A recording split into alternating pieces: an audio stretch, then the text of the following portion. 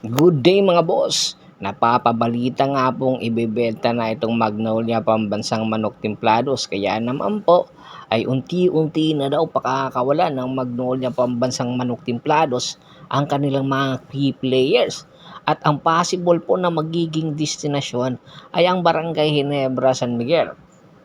Isa sa mga posibleng pakawalan ng maaga ng Magnolia ay itong si Xavier Lucero. Si Xavier Lucero, isa sa mga main man ng Magnolia Pambansang Manok Templados sa mga nakaripas na konferensya. Matatandaan po, nakuha po itong Xavier Lucero via trade sa Northport Batang Pier.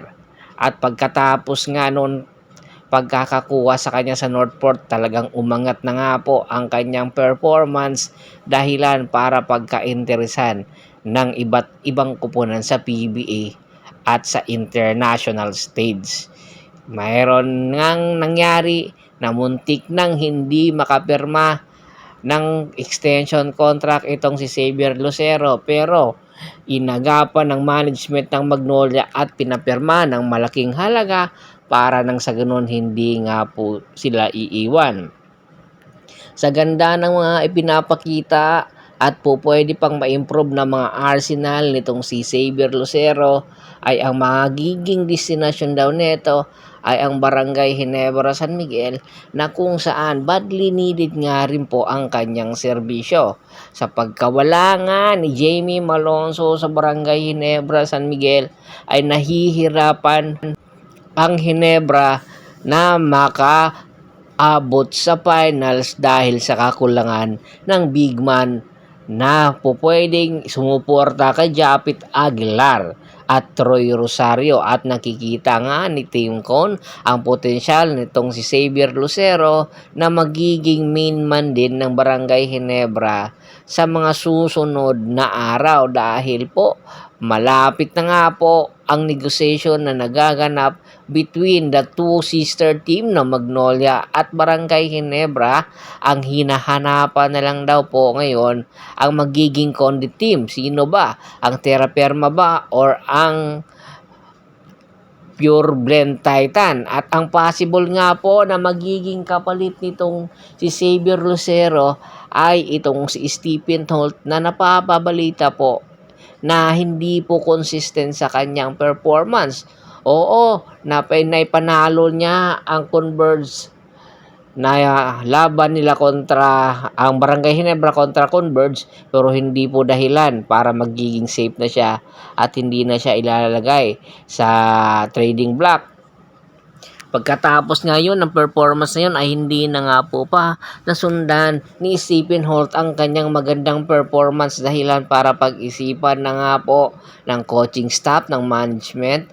Napakawalan na nga po itong si Stephen Holt, kasi nga po hindi nila or hindi na-meet ni Stephen Holt ang expectation ng koponan ng Barangay Ginebra sa pagkuha sa kanya.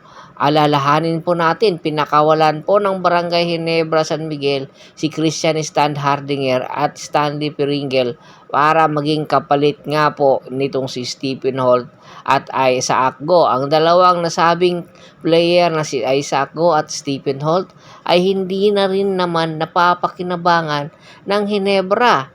Oo, itong si Stephen, pero hindi po na-meet ni Stephen ang expectation sa kanya. Samantalang si Isaac Go naman ay nagkaroon ng injury, dahilan para ang Ginebra ngayon ay hindi nga po makapasok sa finals.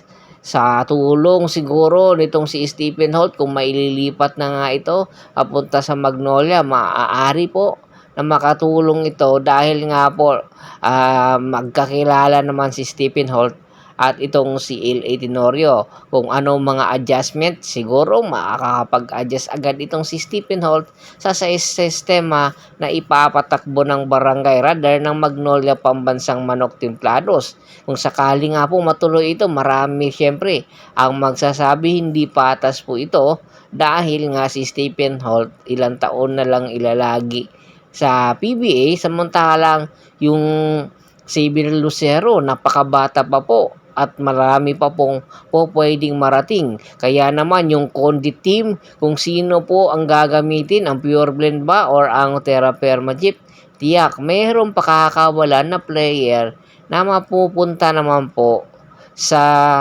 masasabi natin sa Magnolia para nang sa ganon yung value nitong si Xavier Rosero ay mapantayan nitong si Stephen Holt. Tingin nyo, dapat ba itong ituloy? Komento na sa baba ng video at pag-usapan natin yan. Once again, this is Percival Monteron at your service.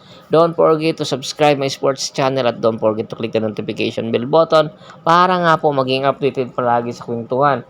At bago pa man natin tapusin ang ating kwentuhan, shout out muna tayo sa ating mga solid na followers na lagi pong sumusuporta sa atin. Kay Kagawad Kat sa kinudukusin ng Hagonoy Bulacan, Anthony Lucky Alon at sa Lucky Alon Family Boy Official Channel 6178.